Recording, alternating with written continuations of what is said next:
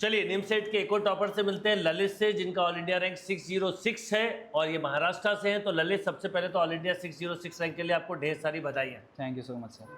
तो ललित, आपका जो पूरा सक्सेस जर्नी इंटायर, वो आप अच्छे से एक्सप्लेन करिए कि आपने कब सोचा था, फिर किस ढंग से आपने प्रिपरेशन की और किन किन बातों का आपने सबसे ज़्यादा ध्यान रखा। जी, first of all good evening everyone. मेरा नाम ललित तिवारी और मेरी ऑल इंडिया रैंक 606 आई है। निमसेट के बारे में मैंने सोचा था जब मेरा 12th पास हुआ था। मतलब मैं उस टाइम में जेई एंट्रेंस की तैयारी कर रहा था, पर उस वक्त अनफॉर्चुनेटली क्वालिफाई नहीं हुआ। पर ऐसा था कि हाँ, किसी टियर 1 कॉलेज में जाना है। तो फिर तब मुझे इम्पेटस के थ्रू ही मुझे निमसेट के बारे में पता चला था। तब से फिर फर्स्ट ईयर से मैंने सेल्फ स्टडी करना स्टार्ट कर दिया, थोड़ा थोड़ा पढ़ता था। फिर लास्ट ईयर मेरा जब ग्रेजुएशन हुआ, मैंने फर्स्ट अटैम्प्ट दिया था। उस वक्त मेरी रैंक आई थी 916। सो उस टाइम मैं सेटिस्फाइड नहीं था उतना कि मुझे थोड़ा सा बेटर NIT चाहिए था। तो मैंने फिर इस बार फिर से अटैम्प्ट दिया और इस बार 606। ठीक है। तो अच्छा, इस बार का पेपर थोड़ा सरप्राइजिंग था। बहुत तो जब पेपर आपने देखा तो क्या थॉट्स मन में आए?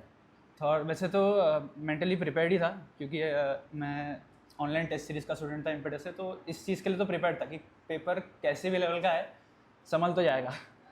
तो ऐसा था, पेपर देख के, शुरू के क्वेश्चन देख के समझ में आया कि ये सिलेक्शन ऑफ क्वेश्चन का खेल है पूरा, क्योंकि पेपर टफ नहीं था, लेंदी था। तो जिससे पेपर संभल गया। टाइम टेकिंग क्वेश्चन था। बिल्कुल। मतलब बहुत लोगों के ऐसा था कि पूरा एक्यूरेसी का खेल था, जितने ज़्यादा राइट उतना अच्छी रैंक, ऐसा था। तो लास्ट टाइम भी मेरी यही मिस्टेक हुई थी। अटेम्प्ट ज़्यादा थे, एक्यूरेसी ख़राब हो गई थी। ठीक है, इसलिए उतनी रैंक नहीं आती। पर इस बार अटेम्प्ट कम थे पर एक्यूरेसी बहुत अच्छी थी। हाँ। तो आपके टोटल जो नेट मैथ्स रीजनिंग, उसमें कितना अटेम्प्ट रहे और कितने एक्यूरेसी परसेंटेज रहा? मेरे मैथ्स में मेरे 19 अटेम्प्ट थे, उसमें से 18 राइट हुए, एक रॉन्ग। केवल एक ही रॉन्ग। Very good.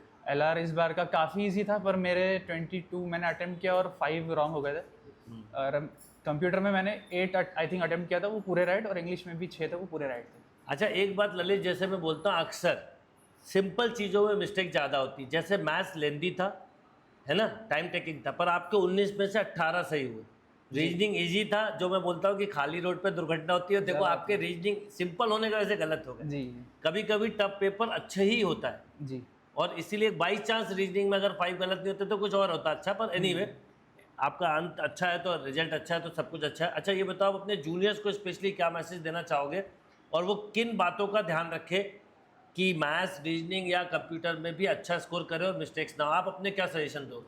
सबसे पहले तो फर्स्ट ऑफ ऑल अपने बेसिक्स पे ध्यान दो, अपना एक्यूरेसी पे ध्यान दो, और सबसे ज़्यादा टेस्ट हो सके जितनी हो सके दो, क्योंकि कितना हम पानी में वो टेस्ट दे के ही समझ में आता है। बिल्कुल सही बात है। और टेस्ट पेपर देने के बाद एनालिसिस किस ढंग से करना चाहिए? क्योंकि कई लोग एनालिसिस नहीं समझ पाते और सबसे बड़ा खेल वही है कि हम एनालिसिस किस लेवल पे जाके कर रहे हैं। एनालिसिस तो बेसिकली यही है कि आपके जो राइट हुए उन पे तो फोकस देखना ही है, और जो गलत हुए वो क्यों गलत हुए। और कुछ क्वेश्चंस ऐसे होते हैं कि मतलब हम छोड़ देते हैं ये सोच के कि ये टाइम लेगा, लेकिन हो नहीं पाते। तो उन पे ध्यान दो, और स्पीड और एक्यूरेसी पे सबसे ज़्यादा ध्यान दो, क्योंकि 30 क्वेश्चन कर लोगे, 15 गलत हो जाएंगे, क्या फ़ायदा। बिल्कुल सही बात है। तो चलो ललित, आपने बहुत अच्छा परफॉर्म किया। अब आप NIT जाके और अच्छा परफॉर्म करें। जी बिल्कुल। अच्छा प्लेसमेंट लें और बहुत आगे बढ़ें, क्योंकि एक बार हमें सफलता मिलती है ना, फिर आगे कोई डर नहीं लगता। तो वो आपने अचीव कर लिया। Once again all the best and congratulation. Thank you so much. Thank you.